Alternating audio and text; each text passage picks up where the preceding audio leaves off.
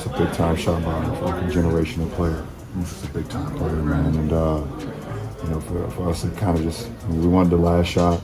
We wanted to put the ball in our guys' hands. Started with AR. AR was able to find him. He was able to get away from the double team and just hit one of his patented step backs. So it's going to be just the first of many games for him in the uniform. It was kind of amazing. Actually, JJ told me to tell AR to miss right, so he missed left. So it was a good play. No, but actually, it's very hard to do, and just for him to tie the game, that gave us a win, basically. I know you like challenges, and sometimes you test yourself on the court like that, but it is just seeing the way that he did it and kind of the execution of it is about as perfect as you can get. Which way? Sorry, Austin, again, that's just how difficult is that? Yeah, it's a perfect way. You miss on the side of one, get your own rebound, and that execution was perfection. Next week, this is the highest the Lakers have been in the West since January 6th. So it's been a minute since they've crept all the way into that third spot. The Lakers just simply will not go away. Is there a chance they could potentially be a dangerous 3 seed if they stay there? Wendy? Dangerous, we could debate the word dangerous. Let me say, I think what JJ said there and what I've seen a little bit from LeBron in recent games is potentially an interesting development. What JJ is implying there is that he had a discussion with LeBron and they kind of decided, LeBron, you're going to yield to Luka and Austin Reeves. Now, what does that mean? Well, if you watch last night's game, and look, it's very difficult to judge a Bulls performance. But if you talk to scouts, they have noticed a general uptick in defensive intensity from the Lakers in the last few weeks. And LeBron especially, and that includes Luka. And so, like last night, LeBron played minutes at center last night. Jackson Hayes was out with injury. Maxi Kleber is out with injury. They needed a center last night. LeBron played center. And LeBron was, playing in shorter spurts with more intensity. Now, this is something that when he talks about changing his role and doing something for the team, maybe this is what happens. Now, I am going to just tell you, we're going to learn a lot about the Lakers in the next 7 games. They play against Denver in a huge game on Saturday, tomorrow night. Then they go on a 6-game road trip. The first 2 games of that are in Houston, a baseball series in Houston. How those 2 games go could very much make a huge difference in the seeding because the tiebreaker is also up for grabs there. And then they go out east where they've got to play against a red-hot Miami team, play against a red-hot Orlando team, play in Detroit against the number 1 seed. If they could very much get battered in the nose across then, we have a different discussion. But if we are seeing here the Lakers, who absolutely have improved their defense. Now, they've improved their defense to come to the middle of the pack. But JJ Redick is selling these guys on playing harder. He's making some changes to his schemes. He's playing more zone. He is coaching very hard to get them better. I see the seedlings of a team that I see a pathway they could make a run. I don't know if they'll do it, but when I'm hearing LeBron talking about reducing his role and changing the way he's playing, I hear about JJ meeting with him and having open dialogue. I see Luka's game coming up. I see Reeves' game coming up. There is a pathway there. It could happen. Okay, they still gave up 130 points last night. But yes, locking down a little more defensively maybe on the mind. Vince, go ahead. Yeah, he gave up 130 points to the Chicago Bulls, who aren't trying to do anything. Like, in that second quarter, I think the Bulls shot 67% from the field and like 60% from 3. So with all the machinations and everything else that JJ Redick is trying to do, and I'm not poo-pooing what you're saying, Wendy, I'm saying that this roster just has limitations that I'm not sure strategy or mindset is going to change. Now, getting LeBron in a position where he doesn't have to defend as much room and space, he doesn't have to turn those hips as much, I'm 100% with you. Getting him at the rim where he doesn't have to do much switching, where he can't be hunted and exploited at this stage of his career, which seems to have been the case, I'm 100% with you there. The Lakers, since the All-Star break, 12th in defensive efficiency. That sounds like a middling team, but they were 22nd before that. So they've made an uptick. And I think all of that, or some of that, is at least contributed to LeBron, Austin Reeves, Luka Doncic not playing on the floor as much together. Their net rating was really bad, a -10 in the games they played before the All-Star break. Now they're starting to figure things out. And another thing, Luka Doncic, we just read from Dave McMenamin what he is going through personally and how that's affecting him on the floor. His last 4 games, he's averaged 40. So maybe he's starting to turn the corner and becoming more engaged. I know he got fined for making the money sign towards the refs, but at least he didn't get a technical foul against the Knicks and get thrown out. And then he would have missed today's or last night's game with a suspension. But by and large, I am with Wendy here. I just don't see how they survive that 6-game road trip against all of those good teams in the Eastern Conference. Everything from 3 to 6, and if you include the Phoenix Suns at 7, is so bunched up. Houston, they got their issues. Minnesota has been inconsistent all year. Denver, we're going to talk about a little bit later. I don't see the Lakers being able to sustain their effort on the defensive end to the point that they can hold off those teams. Last year, they were a 3 seed. They got put out in 5 games by Minnesota. I don't see how that changes much this year, even if you have a hyper version of Luka, just because their personnel, to me, cannot sustain this level of play for the next several weeks. Yes, agree. And the Western Conference loaded, yes, but there is space there. Wendy, really quick, before we go to break here, you've covered LeBron your entire career. You just alluded to the fact that he might be taking a back seat a little bit and that, JJ Redick has had these conversations with him. Did you ever think you'd see the day where LeBron James is taking a back seat? Yes, I did. Because I think one of the things that LeBron has always done is he's always done what he felt his team needed to win. For decades, that was doing and being Mr. Everything. But the same LeBron James who would get double or triple teamed and pass the ball to a teammate in the corner when he was 23 in the conference finals is the same mindset as a guy who can see that Luka has a game where he has 50 and Reeves has 30 in that game, and his role could be to give all the energy he can on the defensive end of the court. I think it's the same mindset he's always had. And look, Vince, you could be exactly right. I agree. It's hard for me to take a team seriously that has as big a defensive issues as they do, and they could go through this Eastern Conference trip, get totally bashed across the nose, and we could be talking about how they might be a play-in team, all right? That's all true. But what if it isn't? What if what we're seeing is actually something? Because that's the whole thing about this Lakers team. Their top-end talent is awesome. Mm-hmm. It just doesn't work together. So what they're trying to do in March is trying to stitch together a way to make it work. It could fail, but I respect what they're trying to do.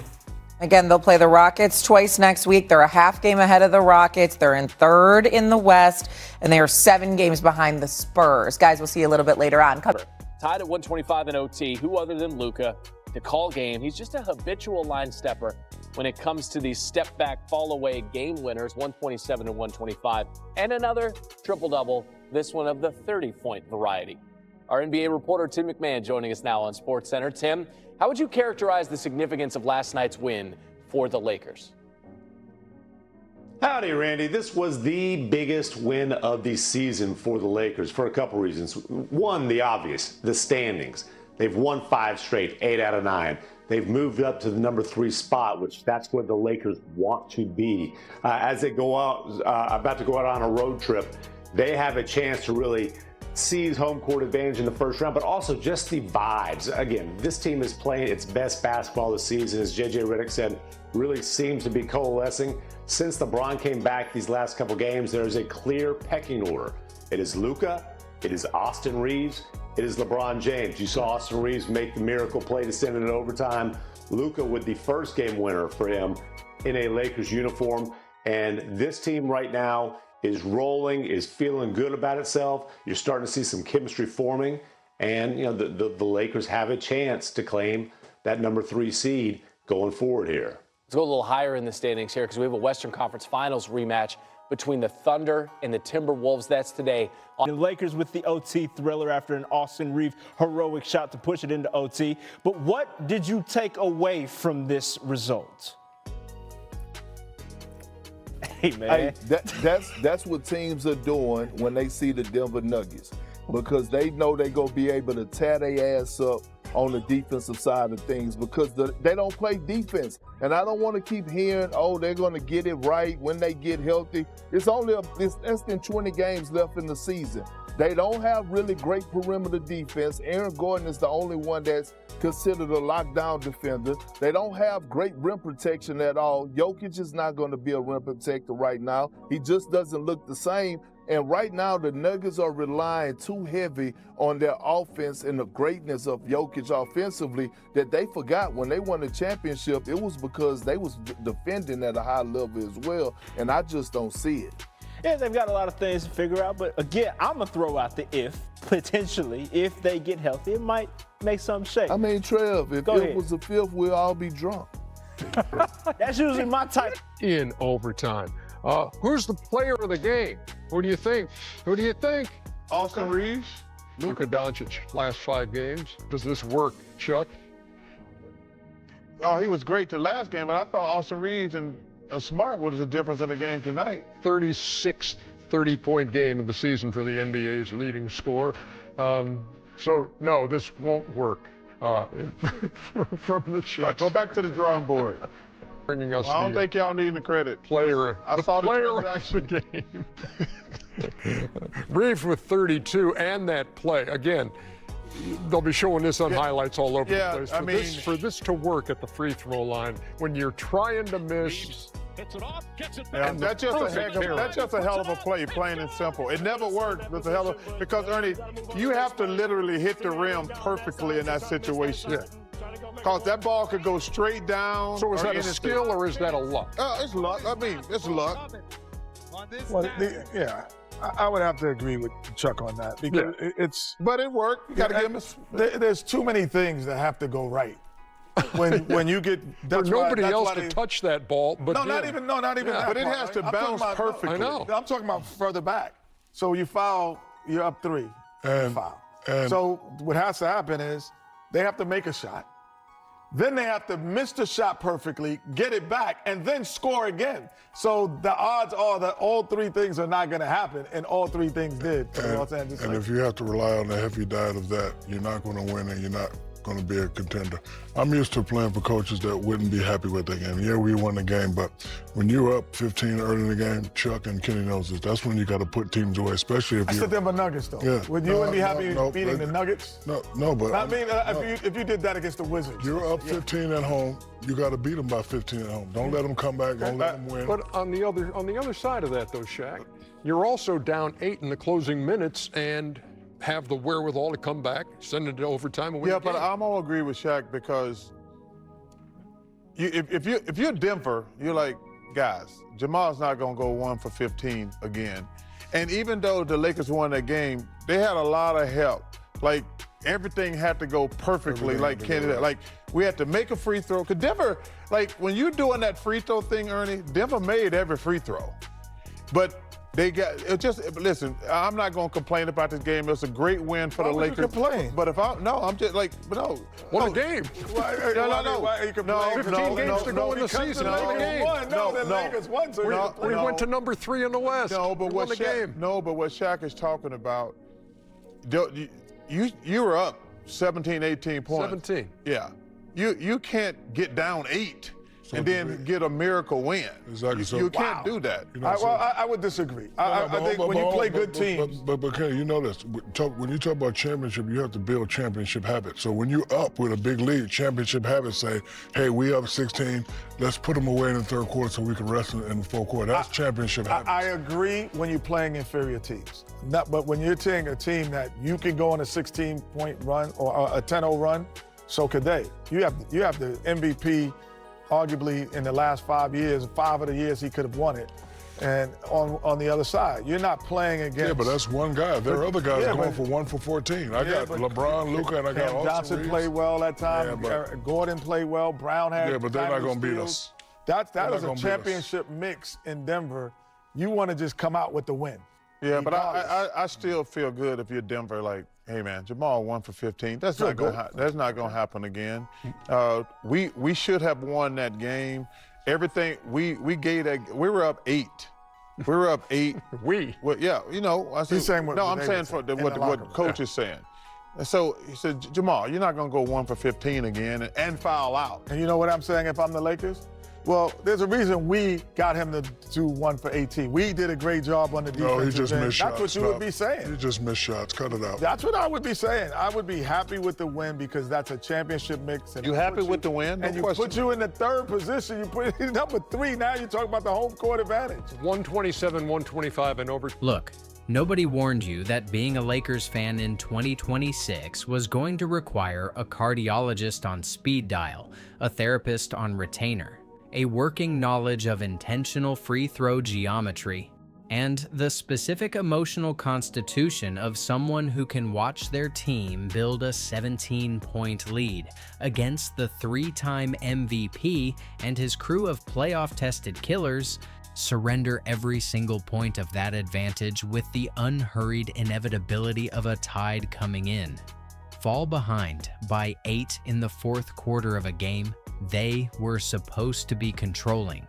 and then somehow get saved, not by the conventional heroism of a superstar taking over, but by a sequence of events so improbable and so specifically constructed that if you described it to someone who had not watched the game, they would accuse you of either lying or writing fiction, and probably both. A 41-year-old man with a hip contusion and arthritic feet threw his entire body across the hardwood floor for a loose ball because the possession mattered, and his body apparently did not receive the memo about acting its age. A guard who had been fouled with a 3-point deficit and 5 seconds remaining made the first free throw, looked at the rim, made a private calculation about trajectory and angle and rebound probability, and then deliberately threw the second one off the front of the rim at a specific height that he later confirmed never exceeded 10 feet. Caught his own rebound on the right wing exactly where he had aimed it, and converted a floater with 1.9 seconds left to tie a game that had no business being tied.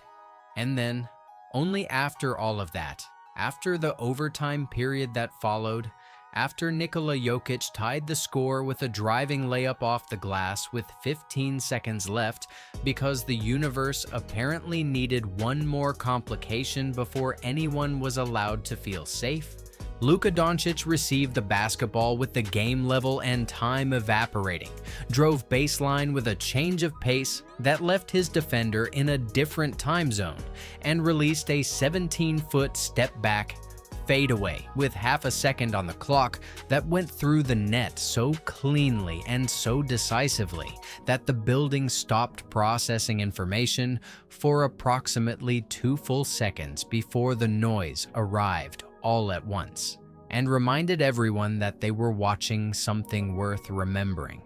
The Lakers won 127-125. They have won 5 consecutive games. They are third in the Western Conference. They own the tiebreaker over Denver for seeding purposes. And if you are a Lakers fan reading this right now, and you are not vibrating at a frequency that is slightly above normal human range, you have not been paying sufficient attention to what this team is building and what it demonstrated on Saturday night against the best competition the Western Conference has currently available. Hit that like button right now, because we are going to walk through every single piece of this together. And I promise you that every conversation we have is going to make you more excited about where this team is headed. And the last one involves a 7-foot center from New York, whose injury history is genuinely alarming, and whose fit next to Doncic is so perfect that the alarming part becomes negotiable. And by the time we get there, you are going to understand exactly why the negotiation is worth having. So let us begin where this entire story actually begins, which is not with the game winner or the free throw miracle or the floor dive, but with the philosophical foundation that made all of those moments possible, and that LeBron James articulated this week in terms so direct and so unambiguous that even the most committed skeptic has to acknowledge them as something more than carefully managed public relations. LeBron told reporters that the team is most important, that winning is the only thing that matters, that he knows what he is still capable of as an individual player, but that he is willing and able to adapt, because what matters is what the team needs, rather than what his individual talent still entitles him to demand. These are not revolutionary words in isolation. Athletes say versions of this all the time and mean approximately 40% of it in the best cases. What makes LeBron's version of this statement different? What separates it from the standard roster of selflessness rhetoric that fills up post-game transcripts every night across the league is what happened on Saturday night when the game required him to back those words up in the most physically unambiguous way available to a basketball player. With 54.6 seconds remaining in the fourth quarter and the Lakers trailing and the game teetering on the edge of a regulation loss, LeBron James went completely horizontal on the hardwood floor of Crypto.com Arena, fully extending his 41-year-old body in pursuit of a loose ball that a younger and more self-protective player might have evaluated from a standing position and decided was not worth the risk. He did not score his first points until 54 seconds before halftime. He spent the first quarter setting screens and relocating without the ball and doing the connective tissue work of a complementary player rather than the attention-demanding work of a franchise centerpiece. And he did it not because he was tired or uninvolved, but because the structure of this offense is built around two other people being the primary creators, and he has genuinely accepted that structure rather than simply tolerating it. JJ Redick has been forthright about the arrangement, acknowledging publicly that Doncic and Reeves are the offensive focal points, and that this prioritization necessarily reduces LeBron's time with the ball, and LeBron's response to that public framing has been to nod and dive on floors and talk about sacrifice, in terms that the game then validates rather than contradicts. The two-man lineup of Doncic and Reeves ranks in the 86th percentile in net rating per cleaning the glass, which is the data's way of confirming what the eye test has been saying for months, and LeBron's willingness to protect that number by subordinating his natural competitive instincts to the requirements of the structure is the most important basketball decision he has made this entire season. For a Lakers fan watching this team develop its identity in real time, the combination of those stated values and those demonstrated actions represents the closest available evidence that the sacrifice is genuine rather than performative. And genuine sacrifice from a player of LeBron's caliber and competitive history is the kind of ingredient that championship teams tend to have and almost nobody can manufacture on demand. He is averaging 21.4 points, 7.0 assists, and 5.7 rebounds per game at 41 years of age, while accepting a role that explicitly deprioritizes his individual output in favor of a collective architecture. And the floor dive on Saturday night is the single most honest expression of that acceptance available. Because nobody dives on floors to manage their statistics or protect their legacy narrative, and everybody dives on floors when they genuinely want to win more than they want anything else.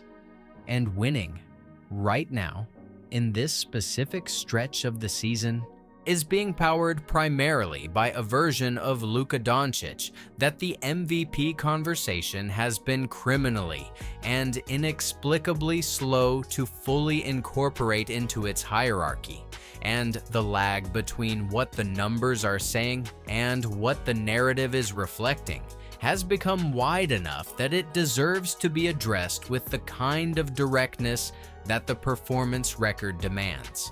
Since January 1st, Doncic has averaged 32.2 points, 8.3 assists, 7.8 rebounds, and 1.5 steals per game on shooting splits of .490 from the field, .410 from three-point range, and .745 from the free throw line across a 29-game sample that is substantial enough to represent a real and sustained performance level rather than a statistical anomaly waiting to correct itself. He is the only player in the NBA averaging at least 25 points and 8 assists per game, while also making at least 2 3-pointers per contest, a combination that describes a specific and extremely rare offensive profile, and that places him in statistical company occupied exclusively by himself. He is on pace to win the scoring title, which would be the second of his career. His three-point shooting since the calendar turned to 2026 sits at 40.4% on 10.4 attempts per game. And the comparison that deserves more attention than it is currently receiving is that Stephen Curry, the standard against which all three-point shooting at high volume is measured, is shooting 38.4% on that exact same volume of attempts over the exact same stretch of time. The Lakers are 23-6 when Doncic makes 4 or more threes, and 12-13 when he plays but does not reach that number. A correlation so clean and so direct that it is essentially a formula for predicting Lakers outcomes, rather than simply a statistical observation about one player's value. Redick said this week that Doncic has been high volume and high efficiency for 2.5 months, and that it sets up everything else in the offense and gives the team life. And then on Saturday night, Doncic produced 30 points, 13 assists, and 11 rebounds for his 8th triple-double of the season against the best player on the planet, while hitting a game-winning shot in overtime. And the MVP conversation is still being dominated by a narrative that was established before January, and that the subsequent 2.5 months of elite performance have not sufficiently revised. The reasonable explanation for this is that the early season efficiency concerns created an impression that persists beyond the evidence that should have dissolved it, which is exactly how narratives function and exactly why they are worth pushing back against, because at some point, the accumulation of evidence becomes impossible to responsibly ignore, and the conversation needs to catch up to the performance. For a Lakers fan, the fact that Doncic may be entering the playoffs as a legitimate MVP caliber player who is nonetheless underestimated by the broader basketball conversation is not a problem. It is an advantage, and the specific pleasure of watching someone prove doubters wrong in the most high-stakes environment available is one of the better feelings professional sports can produce. Which leads directly to the question that is simultaneously the most exciting and the most important question available for a Lakers fan to ask right now, which is, what does a healthy playoff Luka look like on a properly constructed roster against elite competition? Because the evidence from his career history suggests the answer is something considerably more dangerous than what even his most enthusiastic supporters tend to describe.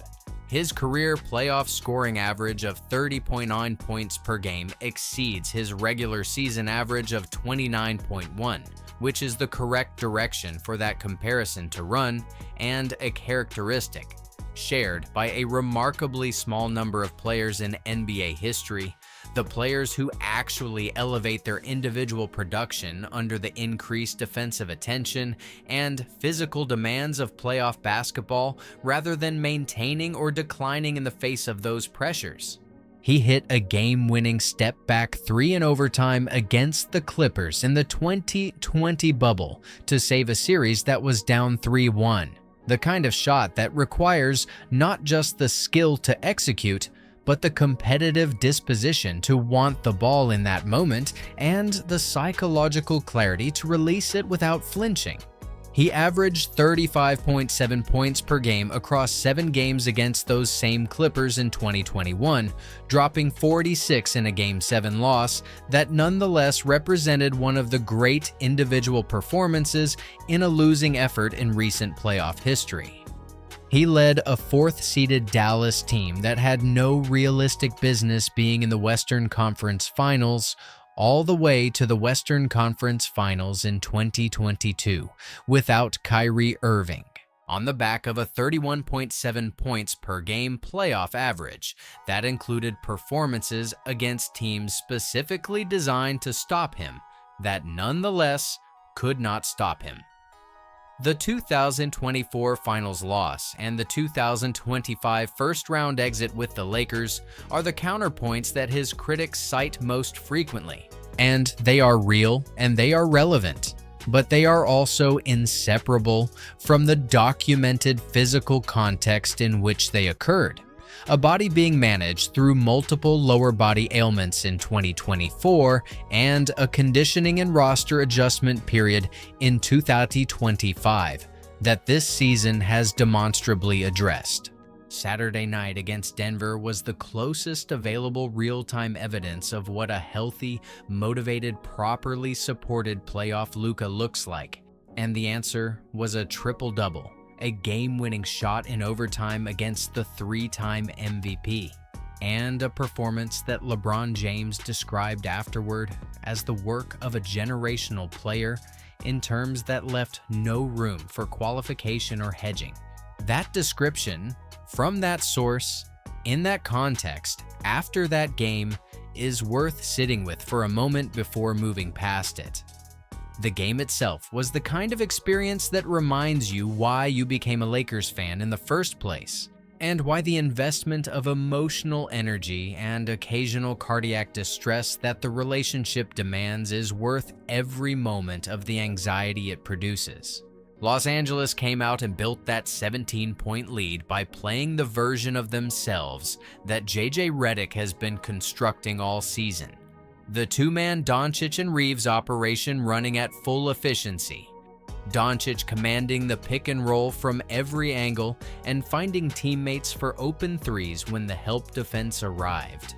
Reeves operating as the co-creator he was built to be, rather than the spot-up shooter he becomes when the ball distribution compresses around a 3-star hierarchy. Doncic had 12 points, 5 rebounds, and 5 assists in the first quarter alone, dissecting the Denver defensive coverage with the unhurried confidence of someone who had studied every available adjustment and predetermined his response to each of them.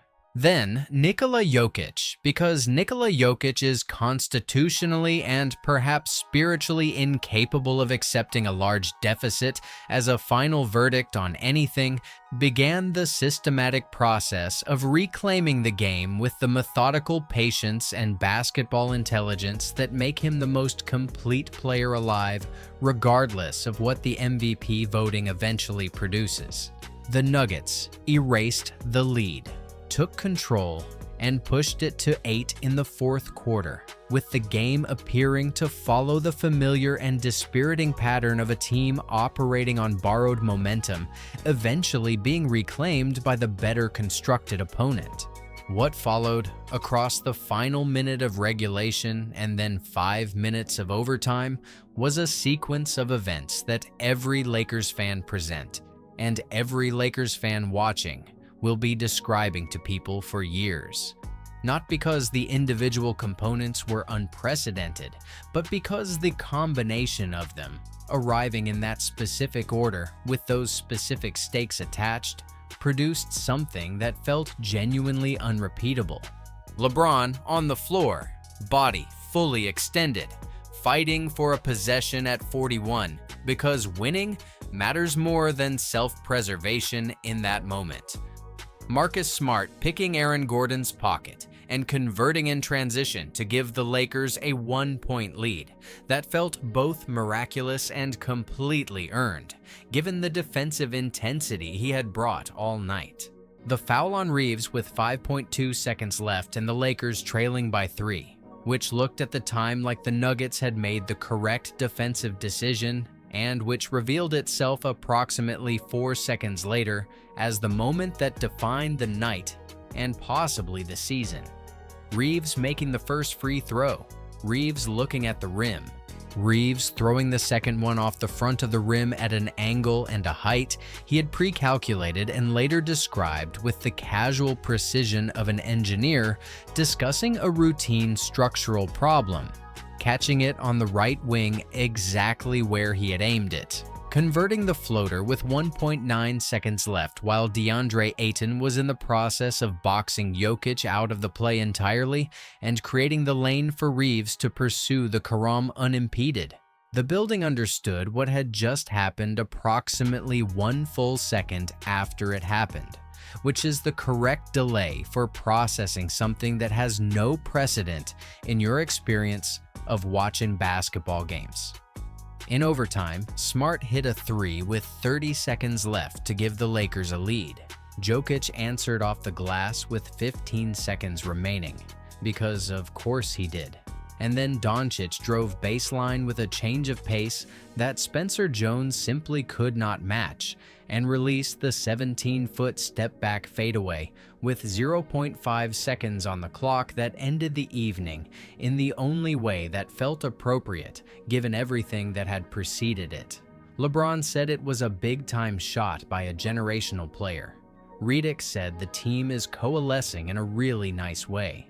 The Lakers are 42-25 and own the tiebreaker over Denver, and are third in a Western Conference so compressed that the 2nd through 6th seeds entered Saturday separated by half a game, which means every win from here forward carries the weight of multiple potential playoff positioning outcomes simultaneously. Now, within all of this joy and all of this momentum, there is one conversation that every honest and optimistic Lakers fan needs to have, because the winning streak and the overtime drama cannot paper over the structural reality that Saturday night also exposed, which is the interior problem that has been the persistent asterisk on this team's championship ambitions since the season began. The Lakers are 28th in the NBA in second chance points, averaging 13.1 per game, a number so far below what a championship contending roster should be producing in that category that it functions as a standing indictment of the frontcourt construction around the 3 stars. DeAndre Ayton had genuine moments on Saturday. The block on Jokic in overtime was the kind of play that reminds you what he can be at his best. But moments are not an identity, and highlight blocks are not the same as the sustained interior dominance that playoff series against elite teams demand across 48 minutes and 7 games. The name that keeps appearing in the conversation about fixing this specific and consequential problem is Mitchell Robinson, the New York Knicks center, who is 7 feet tall and 240 pounds, and currently leads the entire league in rebounds per 36 minutes, offensive rebounds per 36 minutes, and offensive rebounding percentage, while holding a defensive rating of 107 per 100 possessions that translates to elite rim protection in the language that playoff basketball speaks. His career single-season field goal percentage record of 74.2% is the NBA's all-time best for a season, which tells you everything you need to know about what happens when he gets the ball in the areas of the floor where he operates most naturally. His per 36 averages across this season translate to 9.8 points, 16.3 rebounds, 8.1 offensive rebounds, 2.0 blocks, and 1.5 steals. A profile that addresses every interior weakness on the current Lakers roster in a single transaction, and that combines with Doncic's playmaking in a pick-and-roll partnership so visually and structurally obvious that it practically presents itself without requiring any additional imagination. The screen, the roll, the lob arriving at the rim as Robinson's vertical reaches its peak, while the defense is forced to choose between protecting the arc and protecting the basket, and cannot adequately do both, is the kind of offensive action that changes series rather than just games. The problem, and every excited Lakers fan has to engage honestly with this problem, rather than looking away from it in the glow of a 5-game winning streak, is that Robinson has missed 51 games in one season and 65 in another, has required ankle surgery, and is currently one absence from a 4th season in 8 years with more than 20 missed games, meaning that the player who theoretically solves the Lakers' most persistent weakness is also a player whose availability for the games that actually determine championships cannot be guaranteed with the confidence that a $20+ million annual commitment would seem to require. The competitive market for his services will be real and well-funded, and the Lakers will not be the only team with a Doncic-adjacent pick-and-roll vision and an interior rebounding deficiency. But here is what the floor dive and the free throw geometry and the overtime game winner and the 5-game winning streak and the tiebreaker over Denver all add up to when you place them in the context of an off-season conversation about what one more piece could mean for this specific roster. This team, right now, in this configuration, is this close to the level where the interior upgrade makes the whole thing genuinely and completely terrifying for every other team in the Western Conference bracket. And Mitchell Robinson, when healthy, is exactly that upgrade. The road trip to Houston begins Monday. The West is as competitive and as consequential as it has been in a decade. And for the first time in a very long time, being a Lakers fan does not feel like waiting for the other shoe to drop. It feels like watching something being built in real time, one impossible play at a time, by a group of people who genuinely believe in what they are assembling together and have the performances to prove it.